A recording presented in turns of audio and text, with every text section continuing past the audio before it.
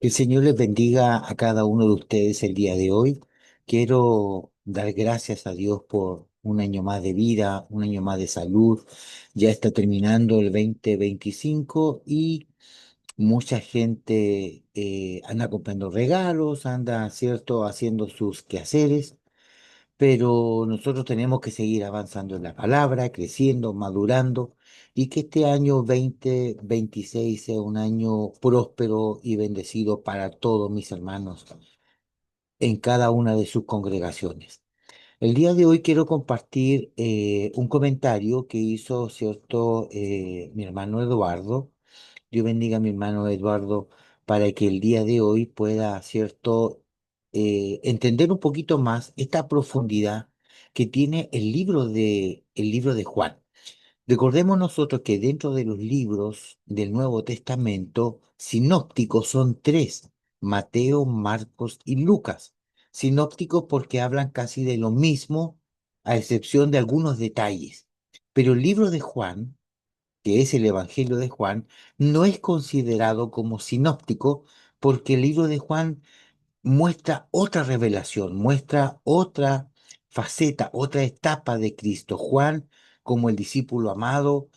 Este Juan del cual vamos a hablar el día de hoy fue el mismo Juan de primera, segunda y tercera de Juan, el mismo Juan, ¿cierto? Juan Marcos, que estuvo con Pablo en su viaje misionero y que ahí tuvieron una rencilla, este mismo Juan que recibió la revelación de Apocalipsis, y el mismo Juan que era el que se acostaba en el regazo de nuestro Señor Jesucristo, era el más joven de todos los discípulos. Este discípulo que estaba con el Señor dentro de su núcleo interno. Recordemos que estaba Pedro, Juan y Jacobo. Siempre andaban los tres juntos en la transfiguración, siempre andaban los tres. Por lo tanto, Juan, el más pequeño, tuvo esta revelación en la isla de Pasmos, cuando hablamos de Apocalipsis, pero este discípulo, lo que escribe, la revelación que él tiene de Jesucristo es muy profunda. Y eso es lo que vamos a ver. Hoy vamos a compartir solamente una introducción al libro de Juan 1:1 hasta el Juan 1:5. Van a ser 5 versículos en donde vamos a extraer, ¿cierto? La savia, la riqueza que tiene este libro que es maravilloso, conocido para muchos como el Evangelio del Agua, porque muchas cosas acontecen en las aguas, ya, pero es un libro muy, muy espiritual, muy bueno, muy recomendable, y es un libro completamente distinto a Mateos, Marcos y Lucas. Así que vamos a ir paso a paso, desglosando, ¿cierto?, el texto bíblico. Yo voy a compartir con usted acá en la pantalla una Biblia electrónica en la cual vamos a ocupar la Reina Valera 1960. Pero usted puede comparar otras Biblias también. Recordemos que el Eastword, que es lo que usted está viendo en pantalla, son distintas Biblias, distintas versiones, pero vamos a ocupar Reina Valera, que no es, para este texto no es tan complejo. Y dice la palabra de Dios en Juan 1:1: en el principio era el Verbo, y el Verbo era con Dios, y el Verbo era Dios. A diferencia, ¿cierto?, de otras religiones, que el verso 1 es muy contradictorio, sobre todo para los testigos de Jehová, que ellos cambian este texto. Pero no vamos a entrar en esa materia, sino que vamos a ir desglosando verso a verso, del 1 al 5, para extraer la riqueza. Usted puede anotar también, ¿cierto? Eh, por ahí lo que vamos a compartir el día de hoy. Entonces dice el texto que en el principio era el verbo. ¿Qué principio? Aquí cuando vemos, dice, en el principio era el verbo. Sabemos todo que la palabra verbo tiene que ver, ¿cierto?, con acción, con movimiento en la lengua castellana. En el principio, ¿qué principio? En el principio del Génesis. Por eso que se dice que Juan 1:1 es el verdadero Génesis, porque habla de cosas más profundas que el Génesis. En el libro de Génesis, capítulo 1, verso 1, dice la Biblia de que en el principio creó Dios los cielos y la tierra estaba desordenada y vacía. Pero acá dice que en el principio era el verbo, es decir, era la palabra. El verbo, obviamente estamos hablando de Cristo, el verbo es Cristo, es la palabra.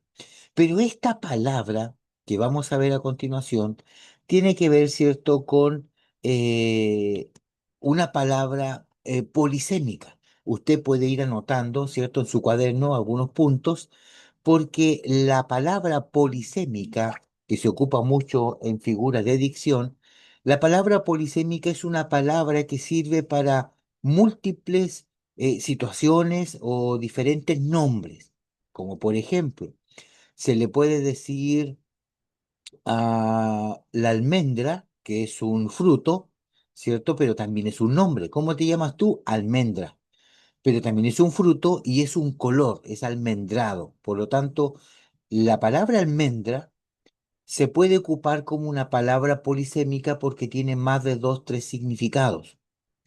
La palabra iglesia, la palabra templo, también es una palabra polisémica, porque templo, ¿cierto? Tenemos un templo físico, pero también tenemos que al templo se le llama la casa de Dios. El templo también somos nosotros, ¿cierto? Como casa, como domicilio de Dios. Nuestro cuerpo es el templo del Espíritu. Entonces también es una palabra polisémica. Ahora, la palabra palabra también es polisémica. Ya, porque la Biblia dice, yo no voy a recordarles todos los textos bíblicos, pero usted entenderá de que esto es así. Por ejemplo, en los Salmos dice que tu palabra es lumbrera a mi camino. Palabra lumbrera. Tu palabra es como río de agua viva. Tu palabra es un río. Tu palabra, cierto, es como la miel al paladar. Tu palabra es como la espada de doble filo. Tu palabra es como el martillo que golpea la peña. Tu palabra es una fuente de agua viva. Es decir, la palabra tiene distintos simbolismos, distintas expresiones, y eso hace de que la palabra palabra sea polisémica. Ahora, en el Juan 1:1, cuando el texto dice que en el principio, ¿cierto? En el principio del Génesis, cuando no existía nada, ese verbo, esa palabra que es Cristo, estaba con Dios y ese era Dios, es decir, Cristo es Dios. Ahora, esta palabra que se ocupa en el Génesis o en Bereshit en hebreo, en la creación se llama, la palabra en este caso es Dabar. La palabra Dabar tiene que ver con la palabra creadora del Génesis. Dios, cierto, a través de la palabra crea todas las cosas y crea de la nada. Ese crear de la nada tiene que ver con el Dabar. El Dabar de Dios es la palabra del Génesis creadora, la palabra que crea, ¿ya? De la nada, es decir, crea del ex nihilo. El ex nihilo significa la nada. ¿De dónde crea Dios en Génesis 1:1 cuando no existía nada? De ex nihilo, no existía nada, de su palabra Él crea.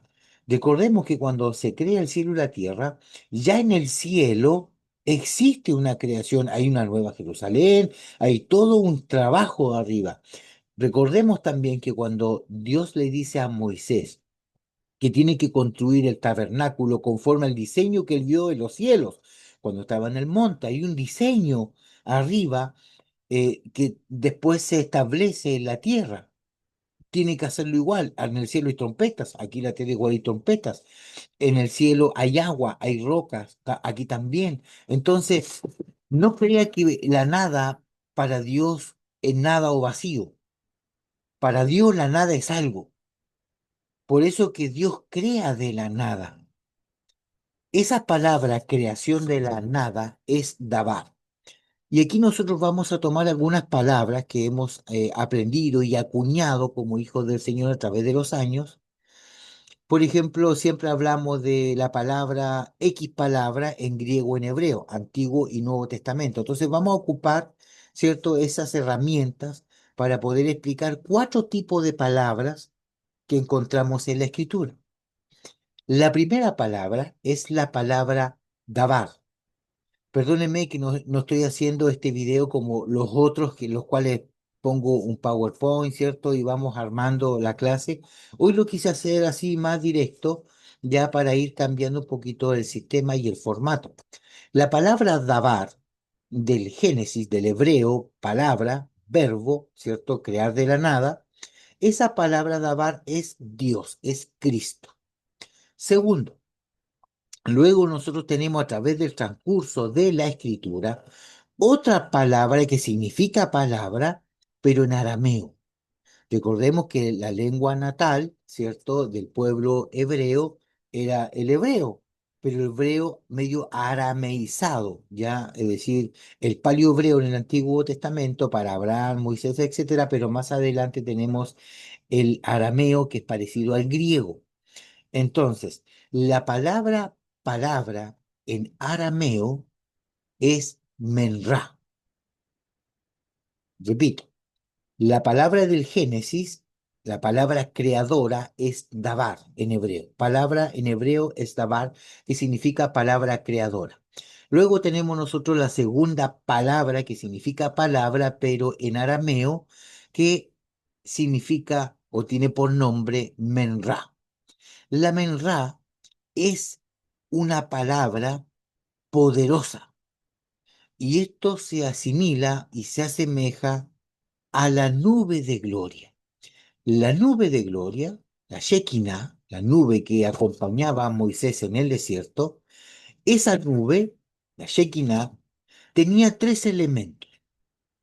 El primer elemento que tenía era el kabod. El kabod, la palabra kabod en hebreo es poder. Esa nube era una nube poderosa. Cuando esa nube cubría al pueblo de noche y de día, daba el maná, proveía carne, esa nube los protegía, los tenía calentito en la noche, fresquito en el día. Esa nube, ¿cierto? El cabot, que es el poder, estaba en esa nube. Segundo, en esa nube aparecía una voz, como un estruendo. Esa voz que salía de la nube de gloria es la menra, una voz poderosa, potente, tan potente que cuando el pueblo escuchaba esa voz, le tenía temor y le pedía a Moisés que fuera a hablar con Dios porque era muy potente. Esa palabra que salía de la nube no era una palabra creadora, no era el dabar, era menra, una palabra de poder.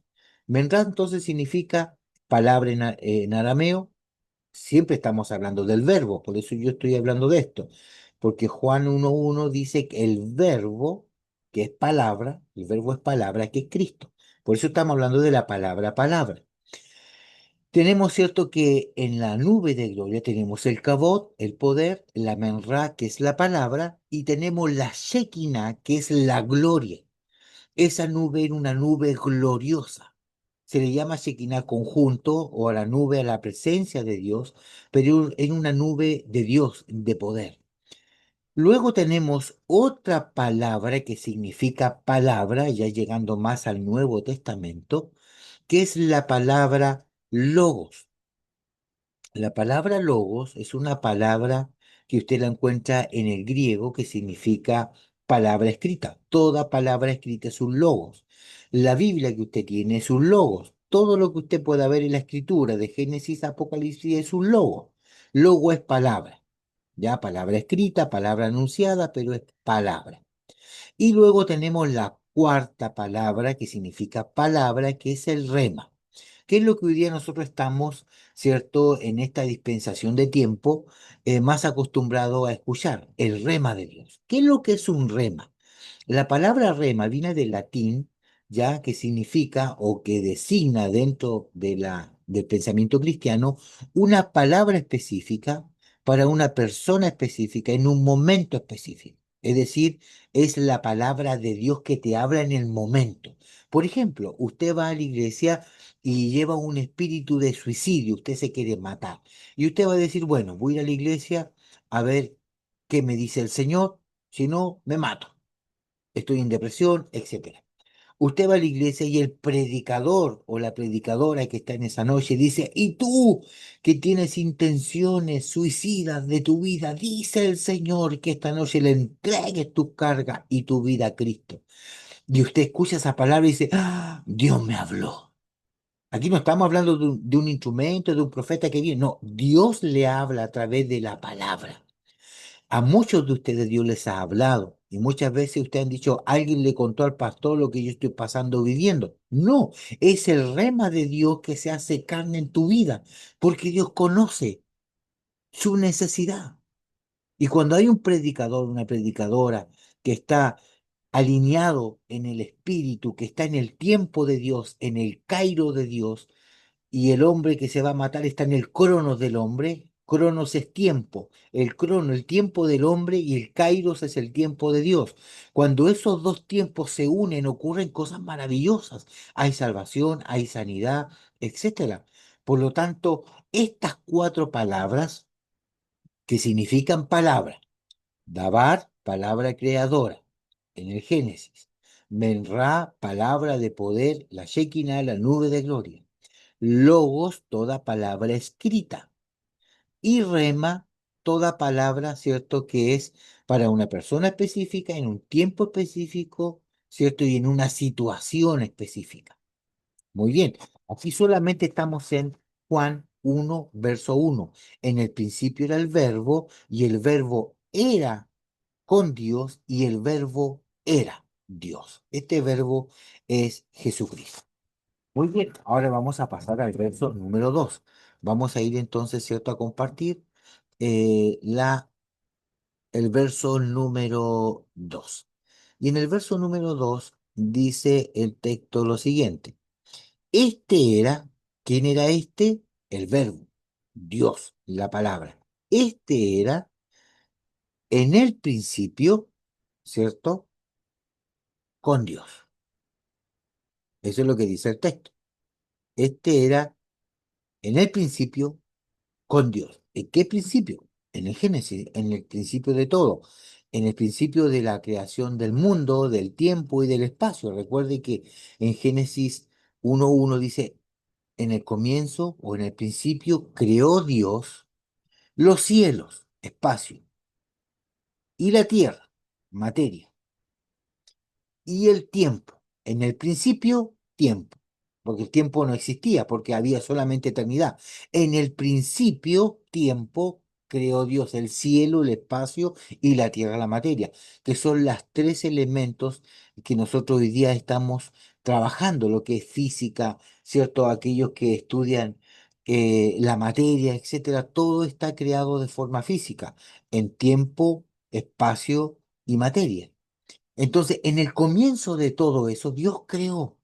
Esa palabra dabar es creadora. Ahora, esa palabra creadora dice que en el principio, ¿cierto? Él era con Dios.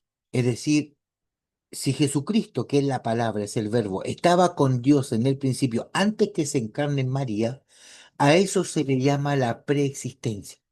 La preexistencia de Cristo significa cómo Cristo existía antes de nacer en el vientre de María. Perdónenme que sea tan profundo en estos aspectos, pero son temas que realmente son muy interesantes aprenderlo y el libro de Juan entrega una riqueza tremenda. Entonces, antes de que Cristo naciera en el vientre de María en Mateo, ya existía él antes. ¿Cómo existía? Como el Logos, como la palabra, como el Dabar de Dios, el Creador.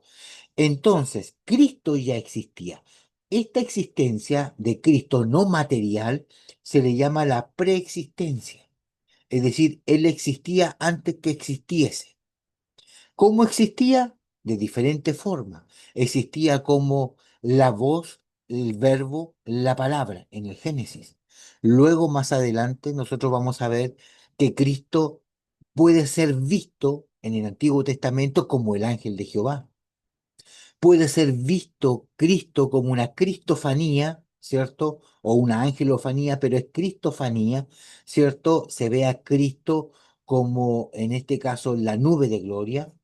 Cuando estudiamos tipos personas, vemos que Melquisedec es una persona tipo de Cristo, Abraham tipo de Cristo, José tipo de Cristo, Abel tipo de Cristo, es decir, que Cristo se refleja en ellos como persona.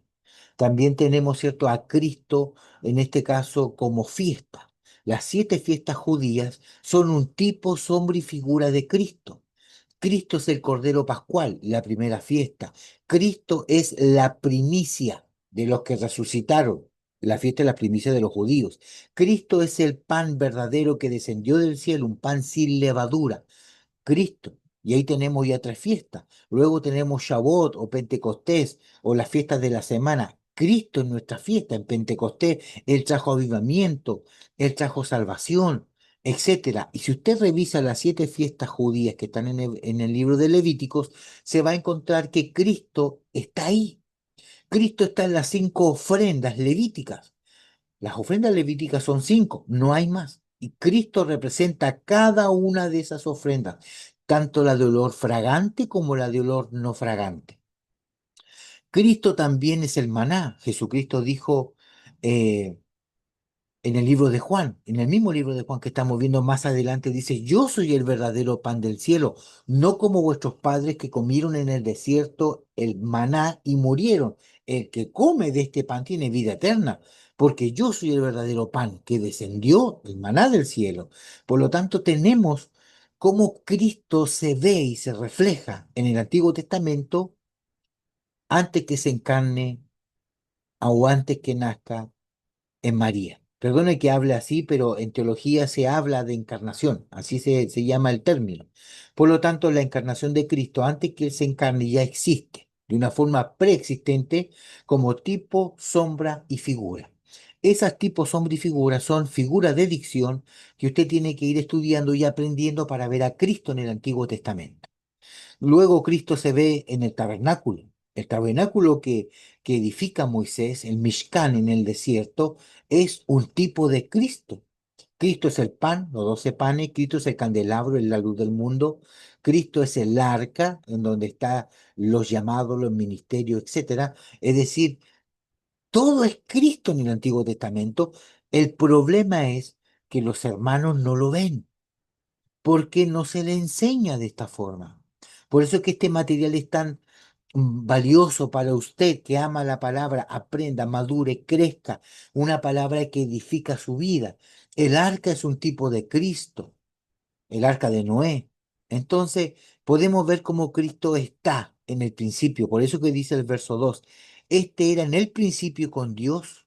Significa que Él existía, Cristo con Dios, ¿cierto? Antes que Él se encarnara en María y de todas estas formas, como tipos personas, tipos fiestas, tipos objetos, tipos ofrendas, tipos, todos los tipos que usted encuentre van a mostrar a Cristo en el Antiguo Testamento. Muy bien, vamos a ir al verso número 3. Me imagino yo que tiene muchas preguntas usted, las puede anotar, ¿cierto? Y las podemos revisar después en los comentarios. Dice el verso 3: todas las cosas por Él fueron hechas. Vamos poniendo atención acá. Y sin Él, es decir, sin Cristo, nada de lo que ha sido hecho fue hecho. Es decir, todas las cosas por Él fueron hechas. Todas. Es decir, los árboles, las plantas, los animales, las células, las galaxias, los planetas, todo lo que usted se puede imaginar fue hecho por Él y para Él. Por lo tanto, todas las cosas, todas, la vida biológica, la vida física, la vida microscópica, aún que se habla de cosas cuánticas, todo eso lo ha hecho el Señor, las dimensiones espirituales, potestades, gobernadores, legiones, etcétera. Todo fue hecho por Él y para Él. Él creó todas esas cosas. Y en las dimensiones espirituales hay muchas, ni siquiera estamos hablando de cosas espirituales. Estamos solamente hablando que en el principio, ¿cierto? Cristo ya existía. En el principio, como esencia, Dios, ¿cierto? Que es nuestro Señor Jesucristo, existía de una forma preexistente. Muy bien. Vamos nosotros en el verso número 3. Ahora vamos a ir al número 4. El verso número 4 dice lo siguiente. Dice el 4: en él estaba la vida y la vida era la luz de los hombres. Este texto realmente es impresionante. ¿Por qué? Porque revela algo profundo, muy profundo. Dice, en él, es decir, en Cristo estaba y está la vida. La vida. Jesús lo dijo en los evangelios. Jesús lo dice en el libro de Juan también, de que Él es la resurrección y la vida. El que cree en mí, aunque esté muerto, vivirá. Es decir, Él es la vida, Él es la esencia.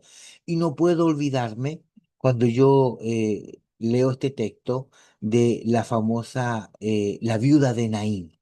La viuda de Naín, todos sabemos que en el tiempo bíblico, una mujer que era pobre, que no tenía su esposo, que era viuda y tenía solo un hijo, la única forma de sobrevivir y poder vivir y tener cosas es que su hijo trabaje, porque si no queda eh, a la despensa, es decir, queda en la ruina total, mirada como muy mal en la sociedad y pobre. Por lo tanto, yo tenía que andar mendigando en las calles. Entonces esta mujer, la única esperanza de sustento que tenía era su hijo, pero este hijo muere y ella va con los familiares, ¿cierto? Con el féretro, vamos a suponer, caminando con el ataúd, saliendo de la ciudad de Naín a enterrar a su hijo y viene entrando Jesús con sus discípulos a la ciudad de Naín. Y ambos cortejos se encuentran, ¿cierto? Y ve el Señor lo que está ocurriendo, que esa mujer iba a quedar desamparada, sola, toca ese féretro y el muerto resucita, porque eres la vida. Entonces tenemos un cortejo de muerte y un cortejo que viene entrando de vida. Tenemos dos realidades enfrentándose en el mismo tema bíblico. En esas páginas está reflejado ese encuentro de la muerte y la vida, el encuentro de la desesperanza y la esperanza, el encuentro del fracaso, el encuentro de la ruina, el encuentro de la escasez y de la abundancia que es Cristo. Esa mujer ve que su hijo resucita, lo ama, y usted cree que no va a servir a Cristo. Por supuesto, se transforma en una discípula del Señor. ¿Por qué? Porque nosotros debemos entender que en Él está la vida, y la vida era la luz de los hombres. ¿Cuál luz? Esta luz, la luz que da, ¿cierto? Nuestro Dios, nuestro Salvador Jesucristo. Esta luz que esa mujer veía todo oscuro, gris, y al ver a su hijo resucitado, nace la esperanza, nace la bonanza, el bienestar, porque ese pequeño muerto era y ahora ya estaba resucitado. Así que qué maravilloso lo que el libro de Juan a nosotros nos presenta, hermano. O sea, este es solamente una introducción a los primeros versos del libro de Juan y a través de este Juan nosotros vamos a ir encontrando mucha riqueza a través de todos los capítulos. Me estoy como animando a poder, ¿cierto?, ir verso a verso en el libro de Juan, porque realmente tiene una riqueza tremenda, pero no para ser tan profundo ni ser tan, en este caso, exegético y buscar hasta la coma, el punto. No, no, no, solamente para poder ayudarle a usted a que pueda, ¿cierto?, encontrar la riqueza, encontrar la bendición en estos textos maravillosos, sin ir tan profundo, pero tampoco tan superficial. Ahí suavemente vamos, ¿cierto?, madurando y creciendo en el Señor. Y por último, vamos al verso número 5, que ya, ¿cierto?, el punto final. Y acá vemos nosotros como en el texto, eh, perdón que demore un poquito, pero estoy compartiendo la pantalla. Y en esta parte dice el último, la luz en las tinieblas resplandece y las tinieblas no prevalecerán contra ella. Es decir, esta es la continuación del verso 4. En él estaba la vida y la vida era la luz de los hombres. Eso es lo que dice el verso 4. Es decir, la luz. Y luego dice, la luz en las tinieblas no resplandece. Es decir, aquí vemos que el 4 y el 5 están entrelazados. ¿Quién es esta luz? Cristo. Él es la luz verdadera. Él es el que alumbra nuestro caminar. Por lo tanto, vamos a unir el 4 y el 5, que prácticamente está hablando de lo mismo. Entonces dice, en él estaba la vida, y la vida era la luz de los hombres, y la luz en las tinieblas resplandece, y las tinieblas no prevalecen contra ella. Muy bien. ¿Esto qué significa? Que la luz de Dios disipa toda oscuridad. Es decir, donde hay oscuridad es porque no está Cristo. Así de simple. No es que la oscuridad existe porque falta luz. También. Pero mientras no esté Cristo alumbrando los corazones de nuestros hermanos, hay tinieblas. Las tinieblas están representadas por la oscuridad, por la maldad, por Satán, por las huestes espirituales de maldad, por las tinieblas. La luz está representada por Cristo, por la pureza, por la santidad, etcétera. Es decir, acá vemos, ¿cierto?, de que la luz siempre va a disipar la tiniebla. Cuando usted como hijo de luz, que ya es conocedor, yo ya prácticamente le estoy hablando en estos videos a solamente hijos del Señor. Usted que ya es luz y entra en un ambiente, en una iglesia, en una casa, donde sea, donde hay tiniebla, ¿qué es lo que hace la gente? Se va, más rato vuelvo, voy a comprar el pan, vuelvo al tiro, me están llamando y se van. Usted va a un hogar a entregar el mensaje, a entregar la luz. Y muchos de los que están ahí tienen sus propios panoramas y van saliendo porque es tiniebla que se está esparciendo, porque está llegando la luz a una casa, la luz a una vida. Por lo tanto, no se sienta mal usted que cuando usted llegue a un hogar a hablar de Cristo y todos se vayan y quede solamente a la persona que usted va a ver, porque es normal. A usted le gustaría que todos se quedaran, pero no siempre va a ser así. Y aquellos que se queden es porque ellos quieren salir de su tiniebla.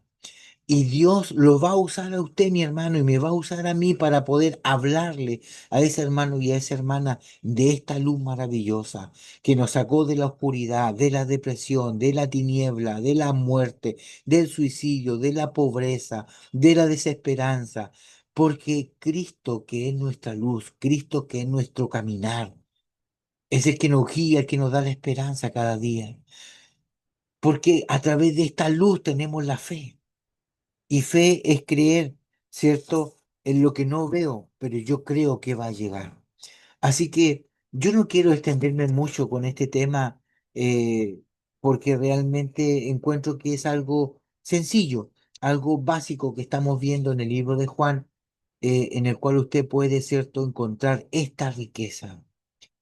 Y déle la interpretación que usted quiera a estos primeros 5 versículos, pero guíese por esta enseñanza que yo acabo de entregarle, que realmente le va a servir mucho, mucho, mucho, porque Cristo es nuestra luz, Cristo es nuestro amparo, Cristo es nuestra fortaleza, Cristo es todo. Él existe antes de usted y de mí, Él existe antes de Mateo, Él existe antes de que el planeta Tierra existiera, etcétera. Es decir, a este Dios tan grande y maravilloso no le podemos ocultar nada. Así que hasta aquí nos ha ayudado el Señor. Espero que esta pequeña introducción del verso 1 al 5 le pueda servir. Vamos a ver si podemos seguir haciendo. Todo depende, ¿cierto? Si a usted le parece, y los comentarios que haga para poder seguir siguiendo el libro de Juan. Podemos ir capítulo 1, capítulo 2, capítulo 3 y sería un tremendo estudio muy hermoso y muy enriquecedor. Así que el Señor me lo bendiga, lo guarde, lo cuide. Sabemos que estamos en fechas de Navidad y pronto Año Nuevo. Cuídese, cuídese porque las tinieblas andan como león rugiente buscando a quien devorar. Así que nuestras oraciones son para todos ustedes, para mi hermano Eduardo, cierto que hacía esta pregunta del libro de Juan. Espero su, su respuesta, tu pregunta haya sido respondida el día de hoy. Así que el Señor les bendiga. Nos vemos en el próximo video. Muchas bendiciones y no se olvide de poder suscribirse a la página porque de esa forma nos ayudamos todos. Muchas bendiciones, que Dios les bendiga. Nos vemos.